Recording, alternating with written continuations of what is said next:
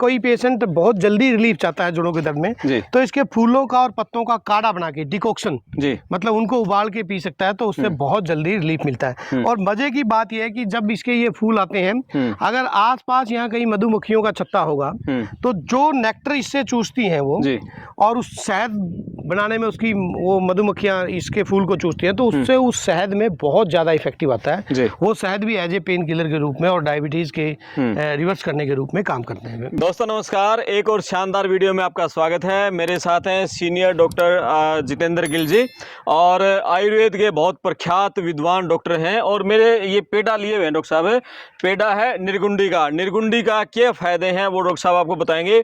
Video को पूरा सुना, चैनल को सब्सक्राइब करना, लगातार डॉक्टर साहब की वीडियो आपको मिलती रहेंगी, इसलिए घंटे वाला बटन भी दबा देना। जी डॉक्टर साहब बताओ निर्गुंडी के क्या फ़ायदे हैं? ये आयुर्वेद में संभालू या निर्गुंडी या बोटेनिकल नाम इसका वाइटेक्स निर्गुंडो होता है। तो ये क्या काम आती है? सबसे ज्यादा जो आजकल जोड़ों के दर्द की समस्या है, पेन किलर, किसी भी अच्छी क्वालिटी की पेन किलर आयुर्वेदिक मेडिसिन में आपको ये जरूर मिलेगी जी। विशेष रूप से यदि आप तेल बनाना चाहते हैं, जोड़ों के दर्द के लिए मालिश का तेल बनाना चाहते हैं, तो तिल के तेल के अंदर आप निर्गुंडी के पत्तों को अच्छे से उबालिए और उस तेल को लगाइए। आप देखेंगे चुटकियों में आपका किसी भी प्रकार का दर्द है, चाहे वो कमर दर्द है, चाहे वो सर्वाइकल है, चाहे वो चोट लगने के बाद गुम चोट लगने के बाद दर्द रहता है या घुटनों का दर्द है, तो ये जबरदस्त तरीके से as a pain killer natural रूप में आयुर्वेदिक पेन किलर के रूप में काम करती है निर्गुंडी। और ये बहुत मेडिसिनल वैल्यू रखती है, तो ये आसानी से मिलती नहीं है। विशेष रूप से ये हर्बल पार्क है, तो इसलिए यहाँ पौधारोपित किया गया है, तो मिल जाती है। आम कहीं भी आपको ये देखने को नहीं मिलती, विशेष ही जगह पे ये उगाई जाती है। और इसके साथ साथ जो इसके पत्ते हैं,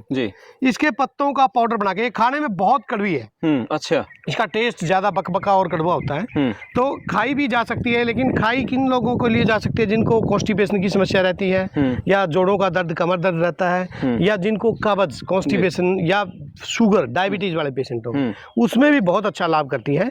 लेकिन जो मेन इसका यूज है, इसका मतलब एज ए अर्थराइटिस, ऑस्टियोआर्थराइटिस या पेन किलर के रूप में इसको आयुर्वेद में प्रयोग किया जाता है। ठीक है। और ये जो फूल सब इनका भी कुछ है? देखिए, इसके जो निर्गुंडी का जो तेल बनाते हैं उसमें पंचांग का हमारे आयुर्वेद में बोला कि पंचांग, जो पांचों अंग है, फल, फूल, पत्र और मूल, वो सारी चीजें ही यूज होती है। तो इसका भी अगर कोई पेशेंट बहुत जल्दी रिलीफ चाहता है जोड़ों के दर्द में, तो इसके फूलों का और पत्तों का काढ़ा बना के डिकॉक्शन मतलब उनको उबाल के पी सकता है, तो उससे बहुत जल्दी रिलीफ मिलता है। और मजे की बात यह है कि जब इसके ये फूल आते हैं, अगर आसपास यहाँ कहीं मधुमक्खियों का छत्ता होगा, तो जो नेक्टर इससे चूसती हैं वो और उस शहद बनाने में उसकी वो मधुमक्खियाँ इसके फूल को चूसती हैं, तो उससे उस शहद में बहुत ज्यादा इफेक्टिव आता है। वो शहद भी एज ए पेन किलर के रूप में और डायबिटीज के रिवर्स करने के रूप में काम करते हैं। बिल्कुल डॉक्टर साहब। और लेकिन ये आपने कहा कि मिलता कम है ये? जी जी जी, ठीक है। हर्बल पार्क में मिलेगा। हाँ, ये विशेष रूप से लगाना पड़ता है। जैसे और मेडिसिनल प्लांट्स की मैं बात करता हूँ तो वो आसानी से मिल जाते हैं। जैसे हमने कीकर की बात करी पहले जी,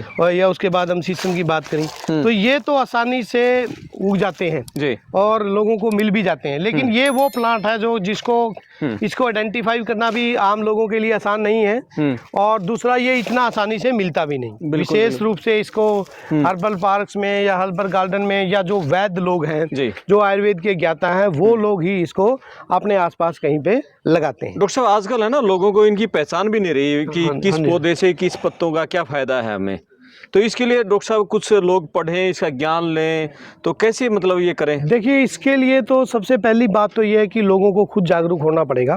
बाकी हमारी जो आयुष डिपार्टमेंट है, भारत सरकार का आयुष डिपार्टमेंट है, गवर्नमेंट ऑफ हरियाणा का जो आयुष डिपार्टमेंट है जी, वो भी बहुत युद्ध स्तर पे ये मुहिम चलाए हुए है कि लोगों को जितने भी उनके आसपास के मेडिसिनल प्लांट हैं उनकी जानकारी हो, उनका वो प्रयोग सीखें और उनको कल्टीवेट करें जी, और उनका पौधारोपण करके एक सोर्स ऑफ इनकम भी जनरेट करें और अपने और खुद को और समाज को भी स्वस्थ करने में हमारा योगदान दें। क्योंकि ये ईश्वर की बहुत बड़ी कृपा है कि हमारे जो देश में इस प्रकार की जड़ी बूटियां मिलती हैं जो अन्य कंट्रीज में नहीं मिलती जी। अब जैसे जितने मेडिसिनल प्लांट इंडिया में देखेंगे, आप भारत में देखेंगे, हमारे देश पे विशेष रूप से प्रकृति की या ईश्वर की कृपा बरसती है कि यहाँ बहुत जबरदस्त तरीके से इस प्रकार के, जैसे पीपल के बारे में मैं बात करूं, नीम के बारे में बात करूं, इस प्रकार के मेडिसिनल प्लांट इंडिया में ज्यादा हैं as comparison to other countries. बिल्कुल। तो इसीलिए हमें इसका ज्ञान अर्जित करके अपने खुद के और लोगों के स्वास्थ्य को स्वस्थ रखने में मदद करनी चाहिए। इस दिशा में सरकारें बहुत जागरूक हैं।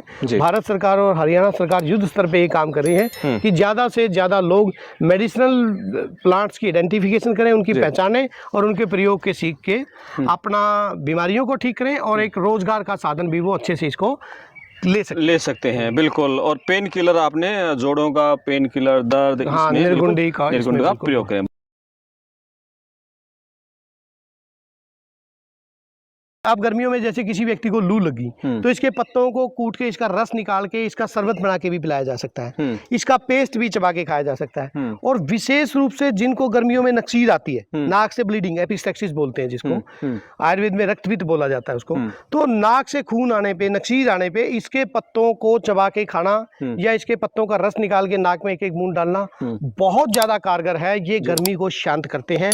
उसके साथ साथ जो लेडीज है, गायनी की प्रॉब्लम है महिलाओं में, बहुत सी महिलाओं को बहुत ज़्यादा पीरियड्स, माहवारी में ब्लीडिंग ज़्यादा होती है, बहुत लंबे समय तक चलती है, एक्सेसिव ब्लीडिंग होती है। तो अगर आप शीशम के पत्ते खाएंगे तो उनकी ब्लीडिंग, जो ज़्यादा ब्लीडिंग होने की समस्या है वो ठीक हो जाएगी। और जिनको ल्यूकोरिया की समस्या है, सफ़ेद पानी यानी ल्यूकोरिया या सफ़ेद पानी गिरता है, तो उसमें ये बहुत इफेक्टिव है। और मज़े की बात ये है कि इसके अंदर प्रचुर मात्रा में एंटीऑक्सीडेंट होने की वजह से एंटी एजिंग क्वालिटी है इसमें, एंटी ट्यूमरिक गुण है। मतलब जो कैंसर में सेल्स की ग्रोथ ऑटोमेटिकली बढ़ने लग जाती है, अनलिमिटेड ग्रोथ होने लग जाती है सेल की, अनकंट्रोल्ड ग्रोथ होने लग जाती है। तो इसके अंदर एंटीऑक्सीडेंट होने की वजह से जो फ्री रेडिकल्स हैं बॉडी के अंदर घूम रहे हैं, उनको ये कैप्चर करके खत्म करने का काम करता है। तो इसीलिए ये एंटी एजिंग भी है, एंटी ट्यूमरिक भी है, और इसके जितने भी मैं गुण बताऊं वो कम है। विशेष रूप से जो इसकी एंटी बैक्टीरियल क्वालिटी है इसके पत्तों के अंदर, जैसे बहुत से पशु रखने वाले पशुपालक लोग हैं हमारे, उनके पशुओं के थन पक जाते हैं, थनैला रोग बोलते हैं, जिससे उसकी भैंस की या गाय की दूध देने की कैपेसिटी भी घट जाती है और वो थन खराब हो जाता है। तो थनैला रोग में विशेष रूप से जो हमारे बुजुर्ग थे, इसकी पत्तों का पेस्ट बना के अच्छे से थोड़ी हल्दी मिला के उसको बांधते थे थन पे, तो उससे उनका जो थन खराब हो रहा होता था वो भी ठीक हो जाता था। तो इस प्रकार से ये बहुत इफेक्टिव मेडिसिन है, लेकिन दुर्भाग्य से हमें इसका ज्ञान नहीं है, इसीलिए बहुत कम लोग शीशम के पत्तों को प्रयोग करते हैं। विशेष रूप से मेरी किसान भाइयों से प्रार्थना है कि आगे ग्रीष्म ऋतु रहेगी, गर्मियों के टाइम में उनके खेतों में यत्र सर्वत्र कहीं ना कहीं शीशम का पेड़ या टाली भी बोलते हैं इसको, मिल जाता है। तो वो उसकी छाँव का तो आनंद लेते ही लेते हैं, शीतल होती है छाया इसकी। उसके साथ साथ इसके पत्तों को भी जरूर चबाइए। विशेष रूप से जब आपको ज़्यादा पसीना है या ज़्यादा गर्मी लग रही है या लू लगना या गर्म सर्द हो जाना, उस सब में ये बहुत इफेक्टिव मेडिसिन है। और मजे की बात ये है कि हींग लगे ना फटकरी रंग चोखा आवे, किसी भी प्रकार का कोई आपको खर्च करने की जरूरत नहीं। और मजे की बात ये है कि अगर इसके 2 पत्ते आप फालतू खा लेंगे तो कोई साइड इफेक्ट नहीं। बिल्कुल। बहुत धन्यवाद डॉक्टर साहब, गजब की जानकारी दे दी है तो आपने। थैंक यू, नमस्कार।